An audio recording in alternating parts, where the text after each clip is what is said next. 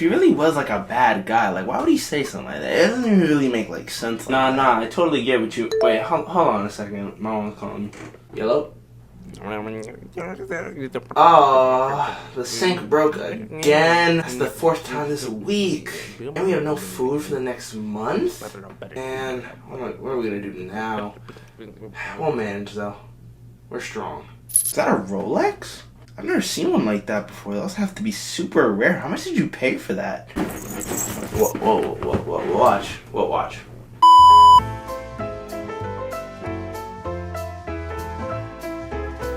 When I was a kid, I used to pretend I had things that I didn't, like most kids do. Things like money, toys, self-confidence, because I wanted people to think more highly of me. Now that I'm older, I realized that once you figure out where you are in life and how you want to better yourself, you're gonna actually slowly get there rather than just lying to yourself, you see? So now, I got my toys, I got my self-confidence, now I'm just broke.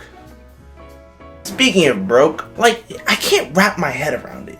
About how somebody would try to impersonate somebody they wouldn't want to live the life of. But I can theorize it. And it all comes down to social appeal and social media. In elementary school, I had a friend. Let's call him Bob. Me and Bob were chilling. We were just talking about some normal 5th grader shit. I don't know, cooties, video games, stuff like that. And I happened to hear, or he kind of let it slip, that both of his parents weren't in his life. And that gave me more respect for him in a way. Not because of what happened to him, but more because if he never told me, I would have never guessed. He never complained about it. He never whined. He never used it as some sort of sick leverage. He was an upstanding guy. I just thought that was really interesting. It was humble. Hey guys, I haven't had anything to eat in 3 days. Now I'm smart enough to know that this isn't the angle that everyone takes, or they just don't get it. I'm more leaning to the latter because they're kind of trying to milk the humility out of me like a cow. The more prominent reason in my mind why people act poor actually ends up being on the other side of the spectrum. You know them, the Remy Bucks aplenties, the Richie Riches, the kids who always had a silver spoon in their mouth. Now, if I showed you a person like this, your initial thought is probably, this spoiled little shit. Because the media represents people who have nice lives as unrelatable. I mean people who don't understand the world properly. Because if there's one thing that connects most people, not to quote Nagato, it's pain. It feels like God made it so that there's a serenity in shared suffering. And that relatability is something that we assume people who have easy lives never had to deal with. What I'm getting at is, if it's bad to be rich and it's humble to be poor, why not get the best of both worlds? The real funny thing about it is that the connections that grew from shared struggling turn into struggle-athlons, struggle Olympics even, between people. And it just makes people sound so ungrateful. And I guess this is what this comes down to in the end. Gratefulness. So let me tell you one more story for today. Many people are oblivious to how nice it is to actually have a phone in your pocket. A smartphone in your pocket, at least. You see, I didn't get a smartphone until I entered high school. Operative word being smartphone. I had a phone in middle school, but it was a burner. And don't get me wrong, I was really glad to have the ability to call my friends. It could text, but not F.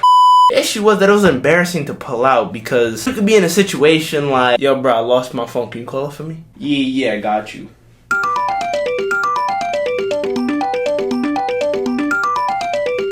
Fam, do you sell drugs? Anyways, I was taking a test one fateful day, and it was one of those, oh, I see your phone, I'm gonna take it, as teachers, but which I didn't mind at the time because I was a preteen. I didn't have enough self-confidence to stand up for myself. So I just put my phone away, and the teacher says one more thing, which is silence your phones.